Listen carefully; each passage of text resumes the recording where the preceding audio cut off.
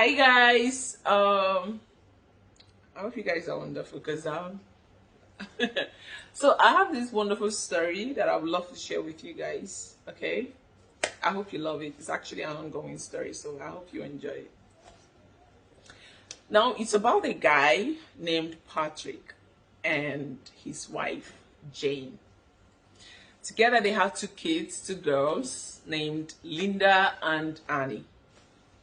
It's a wonderful family. They have fun, go out for date nights, popcorn and films. You know how it goes.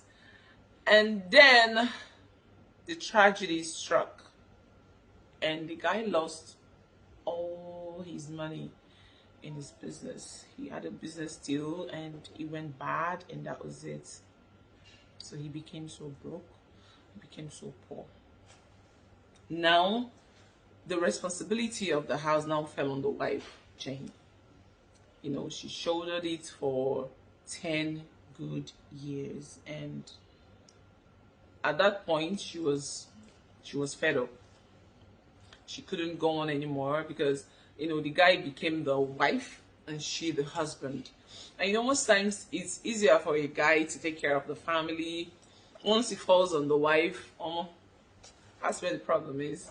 So someone in the company now gave her the idea of traveling to the US, that she will get better job opportunities there since she's like the breadwinner of the house.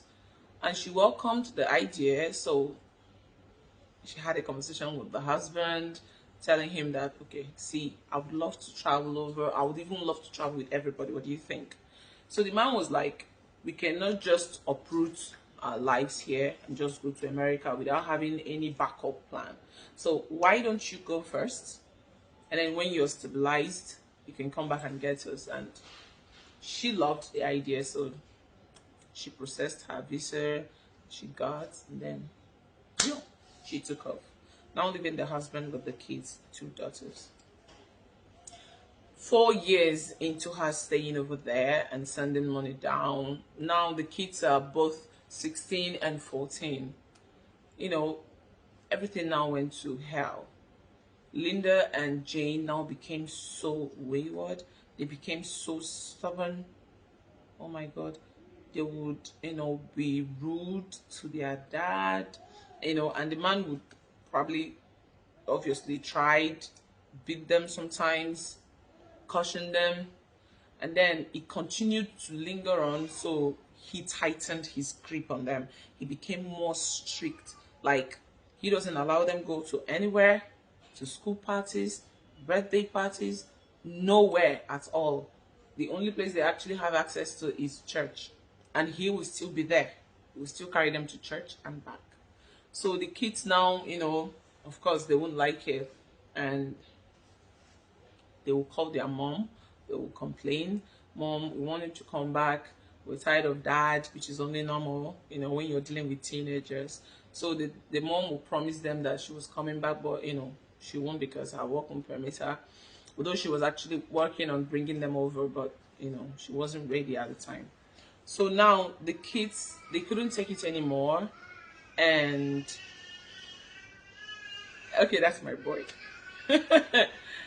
Okay, so the kids, they couldn't take it anymore, and they started plotting on how to actually started plotting on how to move on from their dad. So they called their mom one fateful night, and he told her that their dad is abusing them. And the mother was like, "What? Wait, what did you just say?" And they repeated themselves again. Said, "Our daddy sleeps with us at night. Though we scream, we cry, we beat him, but nothing ever works. We've been hiding it from you. We didn't want to tell you so you won't feel bad, but we've had it. We can't keep it anymore." The woman was like dead. She was like, and then that's how she started working on coming back. Within a week, she was back to Nigeria. And when she confronted the husband, The man was like, eh? What, excuse me, what are you saying? Like, what? She was like, are you sleeping with your daughters? And I was like, why would you even say a thing like this? Why would you even think it? Like, is something wrong with you? How can I sleep with my kids, my own children? Like, who does that? But unfortunately, the girls were screaming, crying, shouting that he's lying against them, that he was doing it, and all that. And then the mother took them to the hospital just to confirm. And it happened that both of them were not virgins. So, of course, she believed her kids. And in anger, she processed their papers, and luckily for her, she got it, and she took off with the girls, took off with the kids, and leaving the husband behind. So now the husband was so depressed and so hurt by this, and the marriage was basically almost over because she left with the kids, leaving him alone down here. A few months into this, um, she, you know, got the kids settled in the US. They started schooling and everything, so they were okay. Now, the guy was in and out of the hospital, you know, out of heartbreak. He was so depressed. Sometimes he collapsed, and they would take him to the hospital. So one of the nurses there took pity on him, started taking good care of him, and from there, you know, they fell in love, and they started dating. So it was as if the nurse became his strength. The nurse became his backbone, and from there he drew the strength that he needed to move on with his life. And the moment he was back on his feet, he married her. That was after a year. The whole thing happened. He was married. So the wife couldn't understand when she heard that the husband is married to someone else. She was like, what? Like, how dare him? Like, how dare you marry someone else after the atrocity you committed on your kids? Wait, instead of you to come back and apologize, call people to beg her, to beg the daughters to forgive you and probably take you back, you have the audacity to go and marry someone else. You had the guts to marry someone else. So she was so upset. Then from upset, slowly she went into depression because somehow she still loves the guy. Now the kids, they will see their mom. She doesn't eat anymore. She doesn't go out. She's no longer happy. Like, she doesn't take care of her body. Nothing. In fact, she doesn't even go to work. They sacked her. So the kids, they couldn't take it anymore because it was also affecting them, because there was no money coming in anymore, and the woman is not. It doesn't look like she's gonna go back to work anytime soon. So they called their mom one fateful evening, said, "Mom, we'd love to have a conversation with you." So the mom was like, "What? I'm actually not in the mood." They were like, "Mom, I think you would love to hear this." She was like, "Okay, so what's the problem?" And they said, "Mom, we are so sorry, but we lied against our dad."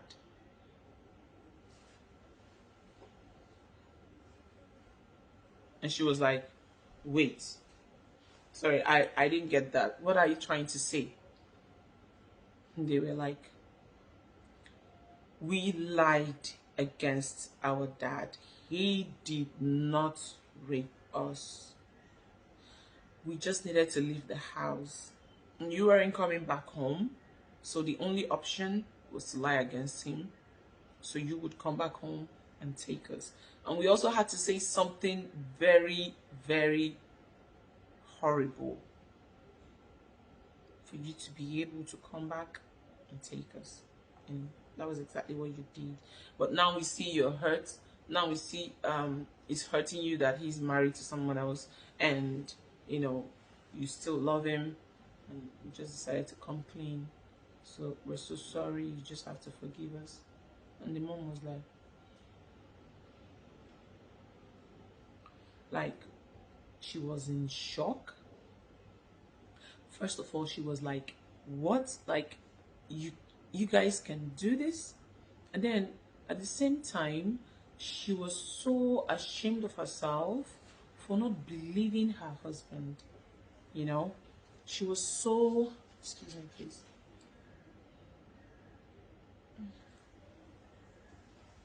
You know, she was so ashamed of herself for not believing in her husband. So, okay, so this is the thing now. The husband is married to someone else, to the nurse, and the first wife is stuck in America with these two girls that did this horrible thing to their own father. So now the question is, should she go back to Nigeria and apologize to the husband? Will he accept the apology now that he is married to someone else? Or should she just stay back in America and continue with the girls and forgive them? Or probably bring them down to Nigeria and leave them here and go back? So I don't know. What do you think, she should do in this situation? Okay, so the lady is actually very confused. She's in the pool of confusion right now. So guys, if you really know what this person should do, please air your opinions in the comment section. Okay, thank you guys, and I hope you enjoyed this story. See ya. Mwah. Bye.